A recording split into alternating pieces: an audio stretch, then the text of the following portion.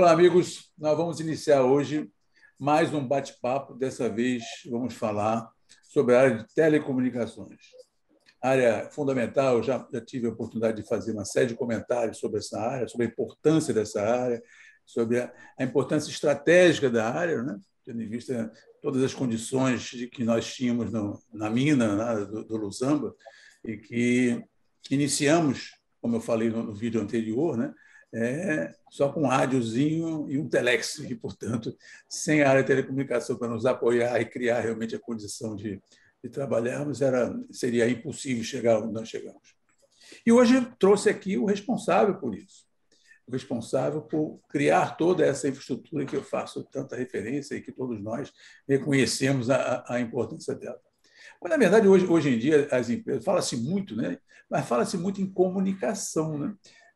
E comunicação era uma coisa que nós tínhamos e muito no Luzamba.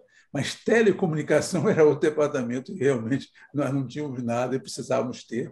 E foi aí que o engenheiro Ricardo Vilarinho, que é esse que vai aqui conversar com a gente, responsável por essa área, vai nos contar aí alguns dos seus desafios, algumas das suas conquistas, algumas das suas estratégias, tudo aquilo que ele, no curto espaço de tempo que tivemos com o projeto funcionando, fez e permitiu que nós realmente chegássemos aonde chegamos.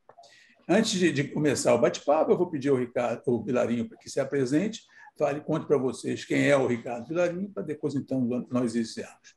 Vilarinho, está aí o microfone para você. Fique à vontade. Ok, Nair, obrigado, é um prazer falar contigo.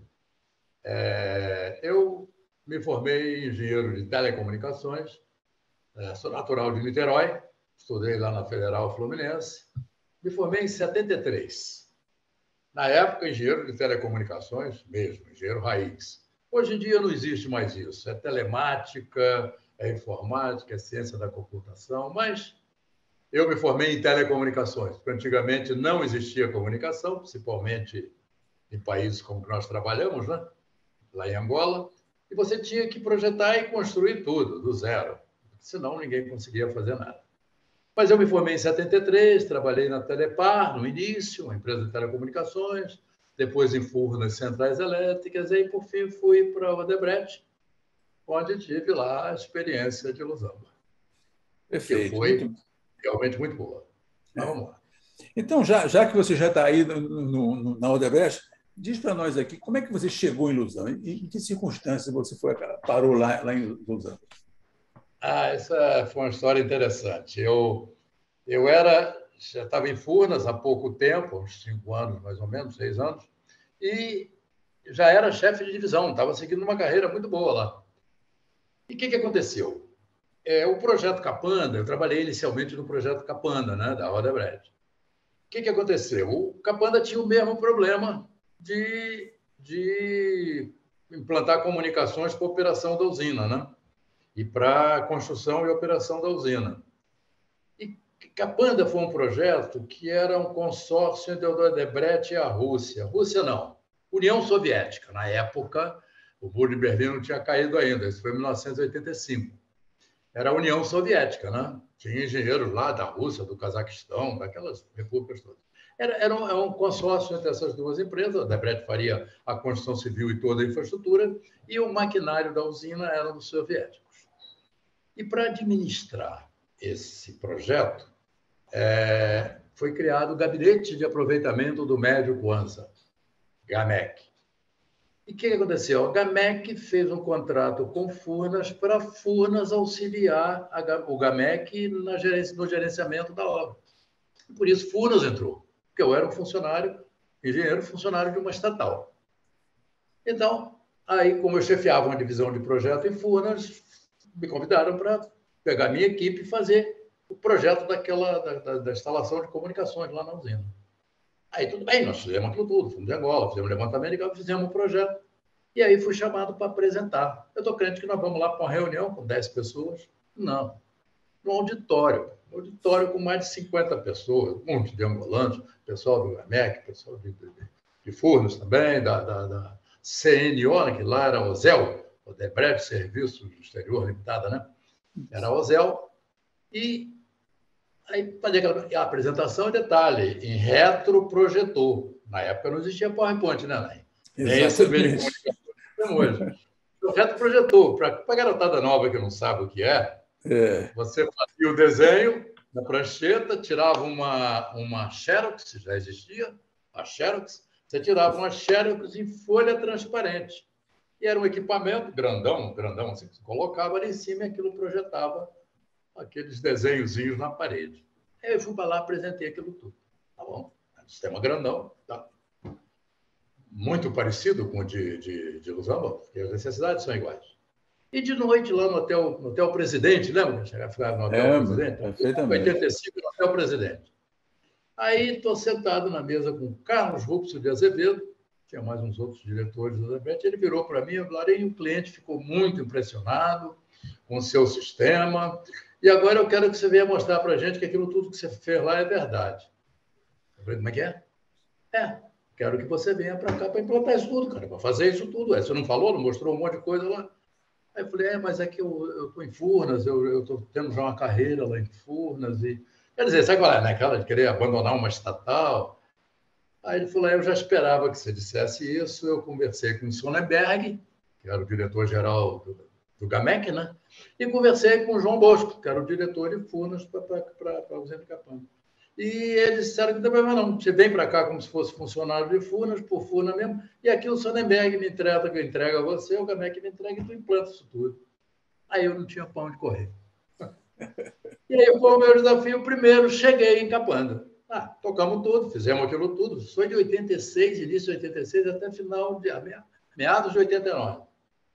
Aí, em 89, eu saio, bom, vou voltar para Furnas, terminou. E voltei para Furnas quando eu recebo um convite, não sei se foi você ou Delmar, que era para preparar uma proposta agora para uma mina de diamante. Eu falei, meu Deus, diamante. E foi aí que eu fui parar no Zamba. Aí eu saí de Furnas. Aí eu saí de Furnas, eu ingressei no Odebrecht. Essa aí foi aquela proposta que nós fomos fazer, precisamos fazer um estudo de viabilidade técnico-econômica, né? Lá em Salvador. Em Salvador. Aí em Salvador, eu fiquei durante um bom tempo trabalhando como consultor. Ia a Salvador, fazia aquilo tudo e tal, não sei o quê, e eu estava trabalhando. Aí trabalhamos junto, né? Eu e você, na época, na proposta. Exatamente. Aí fomos em Luanda apresentar, não foi? Foi em Luanda, lá na. Foi em Luanda. Não era Indiama, não. Não, era Indiama, já era Indiama. Fizemos a apresentação da proposta, lembra? Aí depois Delmar também fez o mesmo que o Rupes, ó. Vem para cá agora fazer isso aqui. Só que dessa vez eu detonei Furnas e já estava picado pela mosquinha azul, né? É verdade. Não tem jeito, né? É difícil de fugir. Muito bem, amigo. Beleza. Então foi assim que você ingressou no nosso Lusamba, né? Agora me conta, então, do ponto de vista de desafio profissional, Lusamba, qual é a expressão que Lusamba teve na sua carreira como engenheiro de telecomunicação? Que tipo de significado teve? Foi muito importante. Quer dizer, não só Lusamba, principalmente Lusamba como projeto, mas a Odebrecht, né, que é fundamental. Mas Lusamba, cara, o que acontece? O maior desafio da minha carreira foi Lusamba. Depois Capanda, mas Lusamba foi bem mais difícil, bem mais desafiador. E por isso que, quer dizer, a gente é apaixonado por desafio, né? É o que move a gente. Então, Lusamba foi realmente o mais desafiador para mim, tendo em vista as dificuldades, né? Embora telecomunicações não era o maior desafio. O maior desafio estava na sua área. Né? Que, no fundo, telecomunicações estava junto contigo lá. Mas era a logística, de um modo geral, o suprimento, o transporte. Esse, para mim, era o maior desafio. Além de que nenhum de nós tinha expertise em diamante. Né? Exatamente. O que era isso? Mas foi o maior desafio que eu tive na minha carreira. Foi, né? Você sabe que é interessante isso, né? Porque, você vê só, nós estamos falando com a vibração que você está transmitindo, e eu transmito constantemente toda vez que falo de Lusamba, desse nosso bate-papo, mas já se passaram quase 30 anos, cara. E nós continuamos tendo essa dimensão, né, do Lusamba como sendo algo que É que marcou mesmo, né?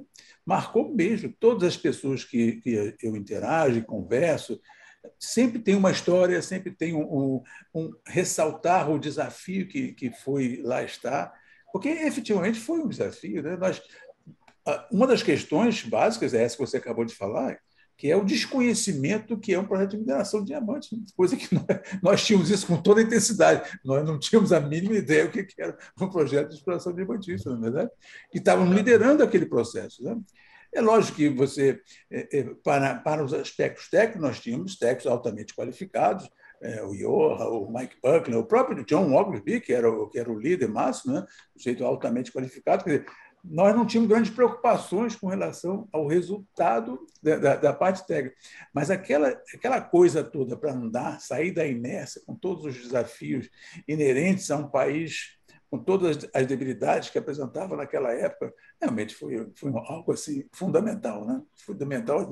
Nós conhecemos até mesmo para poder guardar, e agora nós estamos aqui deixando um legado para quem quiser conhecer um pouco desses desafios, né? E das soluções que nós demos.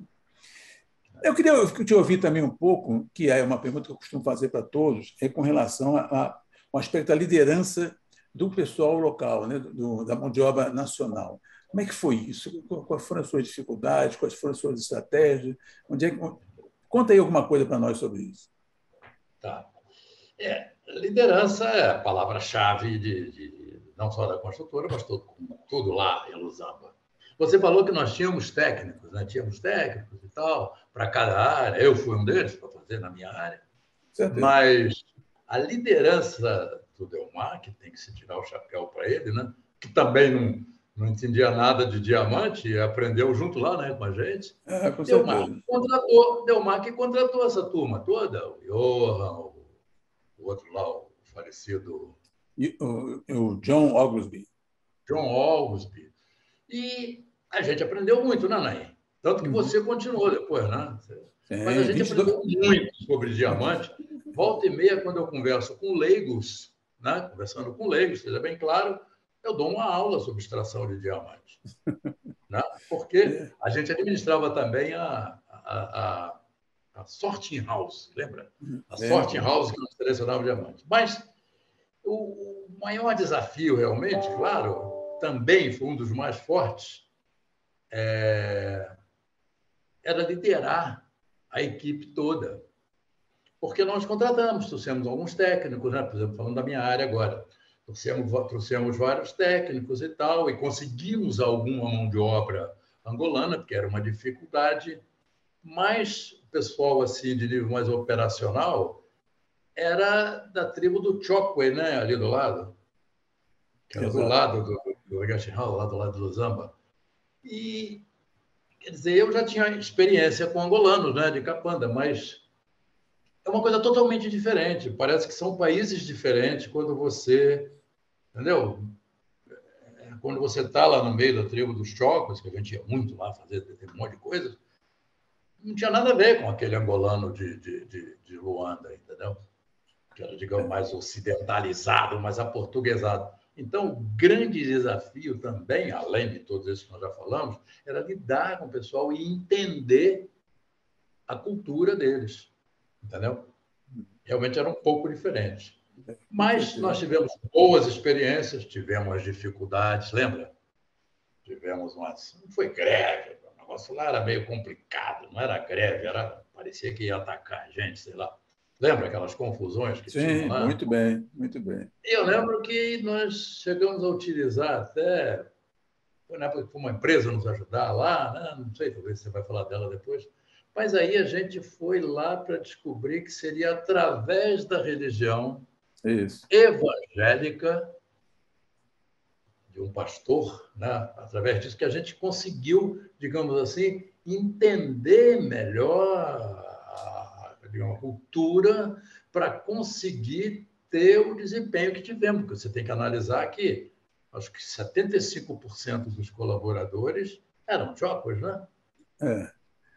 Não sei se nessa porcentagem, mas o fato é que nós, além dos chocos, nós tínhamos um outro aspecto também que era relevante, é a diversidade de nacionalidades estrangeiras também, né? Que era outro aspecto complicado também para se gerir, né?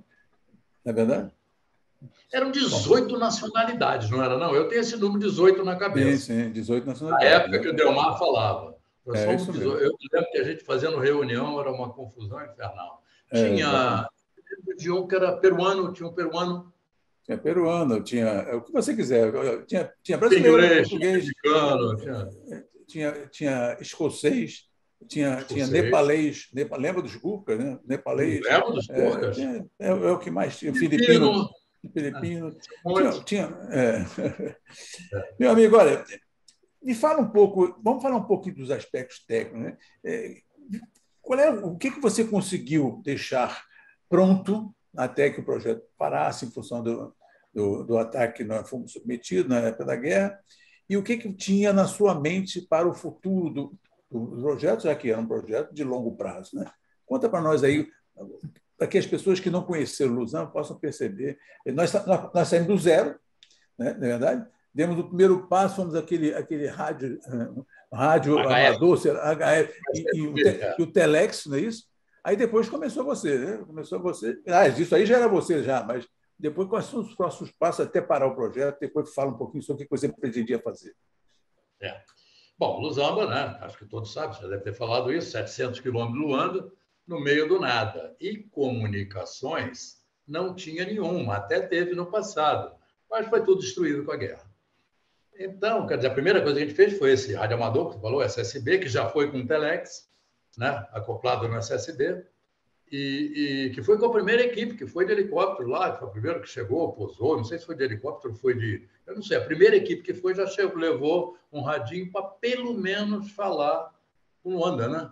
Aliás, o rádio Exatamente. amador, eu não me lembro se no Brasil tinha rádio amador, que não, era só com Luanda.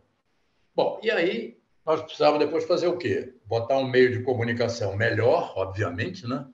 Que foi que nós conseguimos resolver pela estação em Marsat.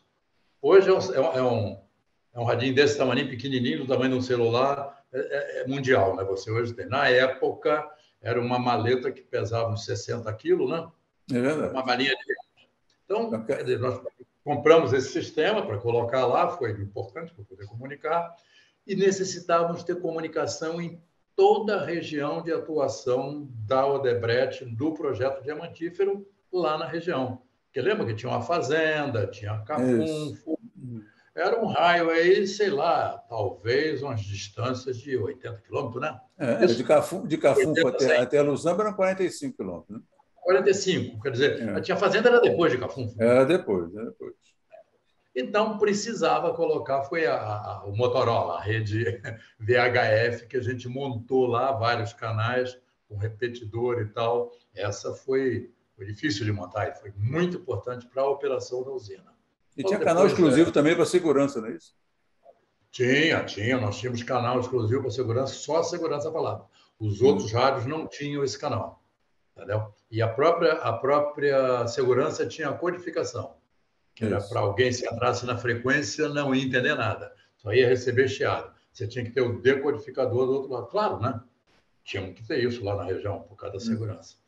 Então, depois disso, tinha a televisão, que tinha que botar a televisão, a gente imaginava que fosse ficar lá pelo menos uns 10, 15 anos, ou pelo menos o projeto, e tinha rede de micro-ondas, essa não chegamos a fazer, que era levar muitos canais de comunicação para poder a central telefônica não ficar conectada a um Inmarsat, né?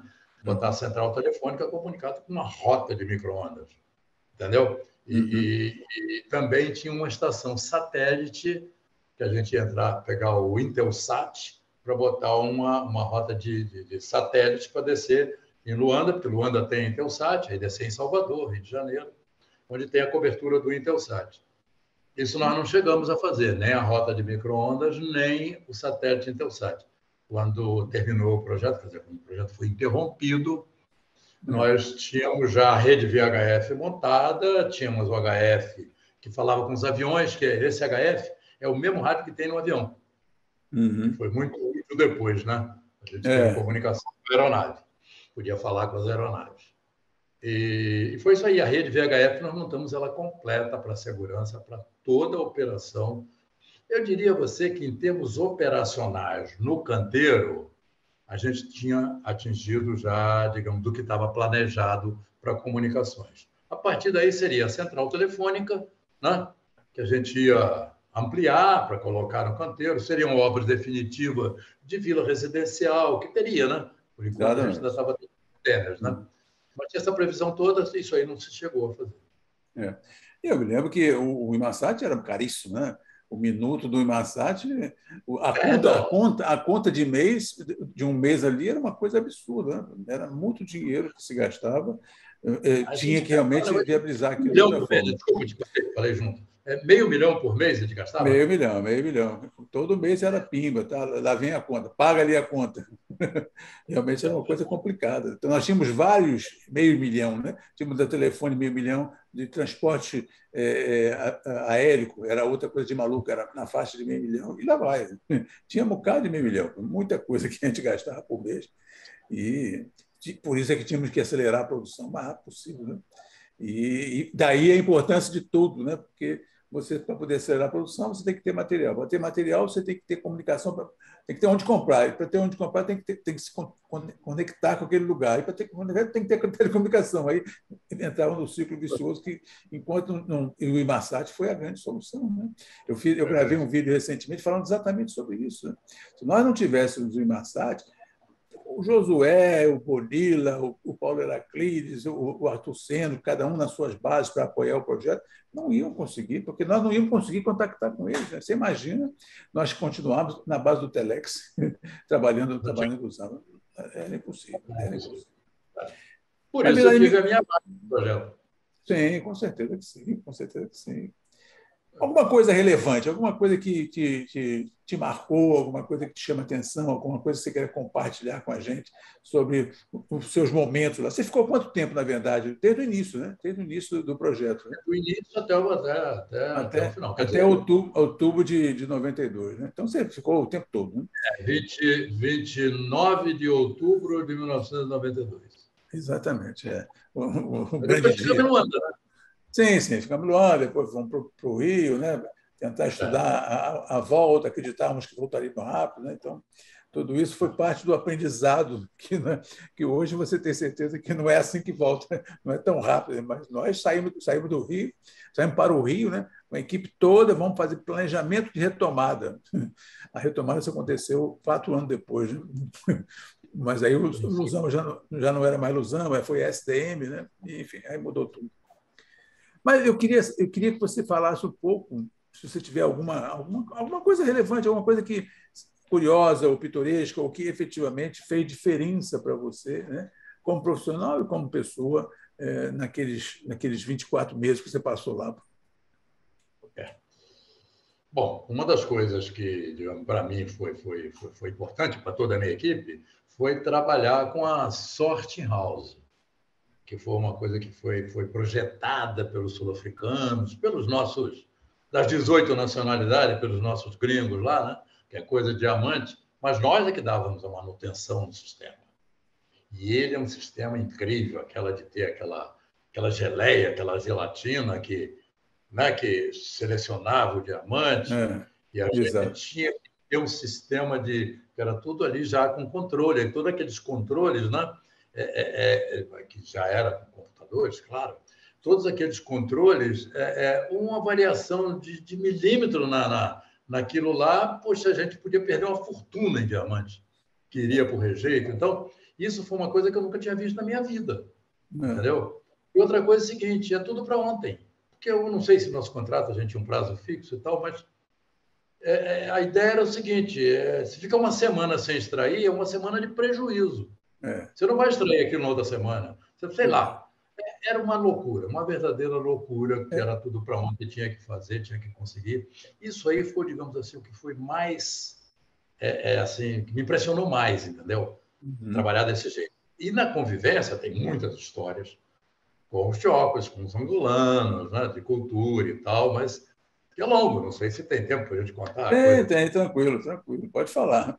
Já tem muito tempo, né? Mas tinha muita história mais da cultura, né? Coisa cultural, né? É verdade, é Entendeu? verdade. O, o, aquelas meninas que, na verdade, nós tínhamos uma central telefônica. Quantos massagem nós tínhamos lá naquela central? Você lembra? Nós tínhamos, em Los Angeles, nós compramos acho que 3 ou 4 estações daquela. E tinha uma em Luanda, né? Isso, e eram exatamente. 3 lá três na mina, Na no canteiro de obra, na mina. Canteiro, na mina, né? que Tínhamos ficou... 3. Duas eram conectadas direto no... Tinha também um telefone satelital. Não, acho que o do Delmar, não sei se era via satélite ou via HF, mas tinha um telefone para o Delmar, né? Ele tinha um. Tinha uma antena Tijolão, monstruosa. era um tijolão pesado que quase que ele precisa contratar um ajudante para carregar aquilo. Ele ficava muito orgulhoso daquilo, né? Porque era um telefone portátil. De portátil não tinha nada, mas não tinha fio, né? Transportável, o termo correto. Transportável, exatamente. Tinha uma antena monstruosa, que aquele negócio até desequilibrava quando falava, de tão alto que era a antena.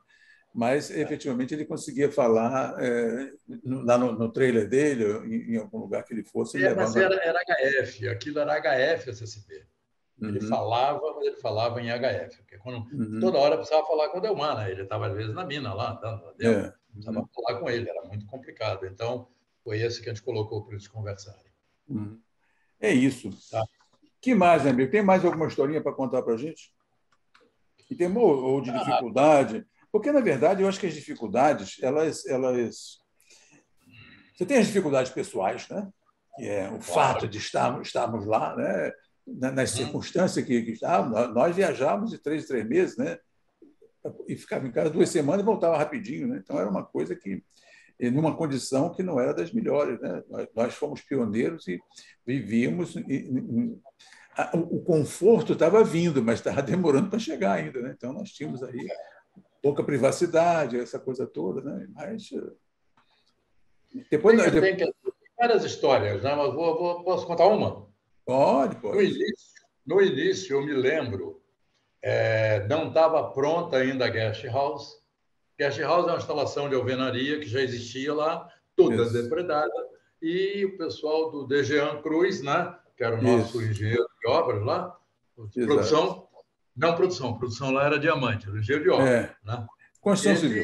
Estava reformando aquilo. Aí chegaram os primeiros trailers. Eram os trailers de 2 rodas, trailers de 4 rodas, trailer mesmo. Aí a gente ficava louco para ter um trailer, né? Aí chegou um e eu tinha um trailer lá. Sobrou um trailer para mim, chegou a minha vez. Aí tem uma história que quem foi lá... Lembra de Arabella, claro? Lembra da Arabella? Sim. Não, desculpa. Sônia Caú. Sônia Caú ficava em Luanda, né? Ficava em Luanda. Aí, Sônia Caú, ela trabalhava contigo na tua área, né?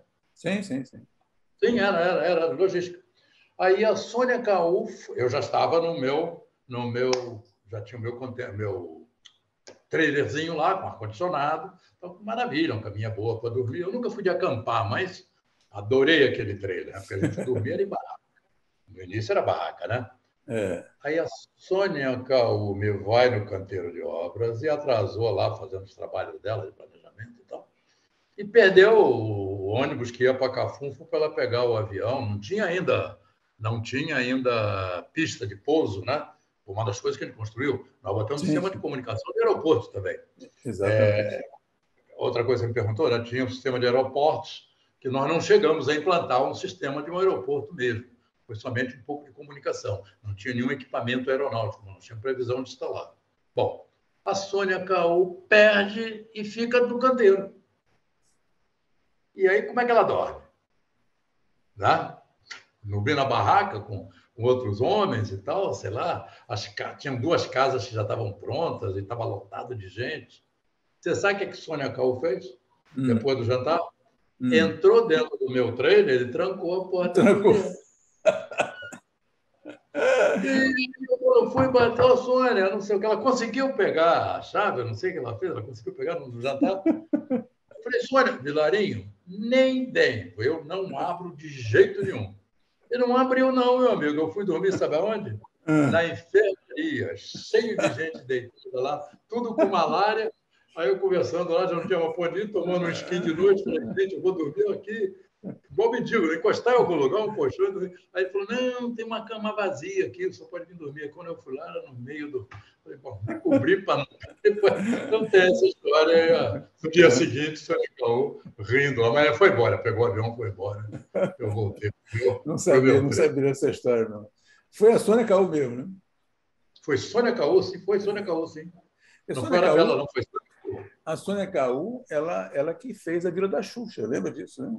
É Lá em ela que fez Luanda. a É, Xuxa, e lá em fez Luanda. um trabalho belíssimo. A Vila da Xuxa era uma joiazinha nossa, né? Era um prazer estar na Vila da Xuxa. Eu cheguei a dormir lá uma vez, ela vai quando ouvir ia essa lá. história, viu, Fernandinho? Nós vamos editar essa história aqui, vamos colocar, ela vai ouvir. Ela está vivendo em Portugal agora. Tá, é. É que ela Ela vive casou, em né, Portugal. Esse é com Newton Baixo. É, ele teve comigo em Catoca. No Zamba, o Newton não teve, né?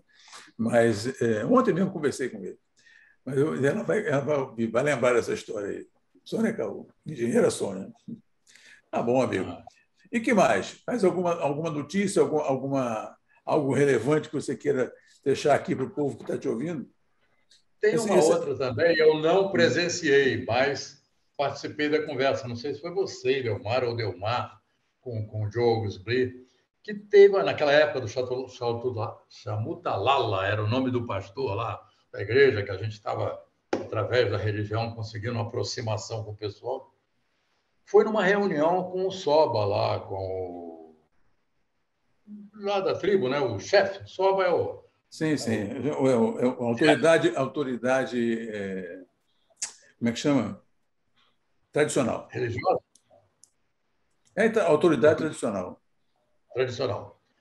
E aí sentaram nas mesas, todas as pessoas na mesa, também o pessoal nosso, e que aí veio a bebida, né? Para tomar uma cachaçinha lá. E que aí o anfitrião botou no copo dele, com essa história, Não. botou no copo dele, aí passou para o outro copo, o outro passou para o outro, e foi passando, passando, passando, passando, passando, voltou no copo dele e ele bebeu. Aí quando ele bebeu, todos bateram palma, e aí botou para todo mundo. Por que isso? Não sei. Para mostrar que você está no meio de amigos e que não tem veneno dentro da bebida. E nem foi passado veneno no copo. Porque veneno é uma coisa que você pode botar, né? Ou pode passar no vidro do copo, né? Passar dentro do Sim, copo, sim. quando você colocar, você toma da mesma garrafa do outro, você morre, ele não. E Olha aí? só. Por que isso? Nunca tinha ouvido falar nisso. Para mostrar que você está na casa de amigos. Você pode vir, pode comer e pode beber com confiança. Olha só, que coisa interessante. Troço Não. que coisa que ninguém sabia. Acho que deu uma, não sei se deu uma conta essa história. Acho Essa que história nunca ouvi, não. Nunca ouvi essa história. Muito bom, interessante. É confirma com ele cultura. então. Eu Vou escutei confiar. lá. Confirma com ele. Uhum. Perfeito. Muito bom, rapaz. Olha, o que mais tem é história para contar dessas coisas que a gente vivenciou lá no Lusamba e no período de Angola. Né? Eu fiquei muito mais tempo do que você. Eu fiquei 22 anos seguidos, né? Eu não saí de lá, então vivenciei uma série de. Vou contar essas histórias ao longo do tempo, né? Porque esses vídeos são vídeos que se propõem a deixar registrado as experiências vividas em África, de uma forma geral, particularmente em Angola. Mas eu estou no início ainda, estou em Lusamba, né? Depois ainda tem as outras coisas que eu vivenciei ao longo do tempo. Então, tem aí umas historinhas muito interessantes. Já contei no outro dia uma do fungo, de comer fungo sem saber o que era fungo, e acabei, não sei se você já viu esse vídeo, eu acabei comendo fungo sem nada. Então, impossível, aquilo não descia de jeito nenhum. Mas são coisas que você vai aprendendo à medida que você vai vivenciando. Né? Essa história que você contou aí, eu gostei muito, não sabia dela, não. É isso, Conversa com o amigo. Delmar. Acho que Vou foi, não sei conversar. se foi com ele ou não. Uhum. Falando do funge, eu conheci É. o funge. Quando eu era garoto, usava aquilo para fazer pipa, para fazer balão. É, Aquela cola que eu usava. Mas depois você parece, aprende. parece sim, mas não é, mas que parece. Exatamente. A textura é a mesma. Uhum. É isso, meu amigo. Olha, muito bom. Foi excelente ter essa conversa aí para a gente recordar algumas passagens, algumas vivências. Eu queria já deixar aqui, como tenho feito com alguns que tiveram um papel relevante naquele processo de evacuação do Zamba, quando fomos atacados. Estou convidando essas pessoas, e você, evidentemente, é uma delas, que tiveram um papel preponderante para contar um pouco desses momentos, das ações que aconteceram, né, das providências, os desafios que venceram, para poder tirar todo mundo de lá sem que tivesse tido qualquer sequela, né, para o povo que lá estava. Mas isso vai ser um segundo momento, né? Nós vamos nos reunir. Eu não sei como é que eu vou fazer isso, porque eu já estou aí com quase 10 pessoas para falar. Vai ser meio complicado, mas se a gente conseguir deixar que cada um conte um pouquinho da sua visão do que aconteceu lá e das ações que foram feitas, eu acho que a gente vai conseguir fazer deixar uma mensagem bem interessante, porque seria o último vídeo do Luzamba, né? Depois eu já vou começar a falar de outras experiências que eu vivi, mas eu queria terminar esse ciclo de informações sobre o Luzamba falando sobre o ataque, né, e a evacuação para o Brasil, né, que foi também uma odisseia bastante interessante. Então, você fica convidado desde já. Por favor, deixe na sua agenda aí, porque dentro em breve nós vamos fazer essa gravação para deixar isso pronto. Ficou bom aí a parte de comunicações? Deu para... Tranquilo, ficou ótimo, ficou ótimo. Um forte abraço. Grande abraço. Obrigado. Tudo de bom. Tchau.